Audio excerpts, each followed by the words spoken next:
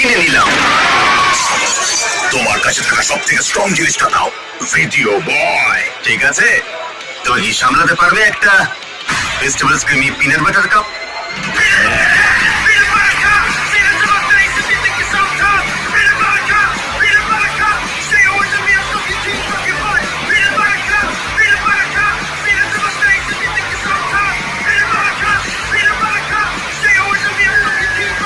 পর থেকে ও আর এত গরম দেখাতে পারে না। একবার 1 থেকে 100 বছর বয়সী 100 জন মানুষকে $2.5 লাখ জন্য আমি লড়িয়ে দিয়েছিলাম।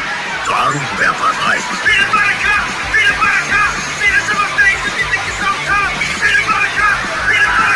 আচ্ছা, এখানে কি কোনো বাথরুম আছে?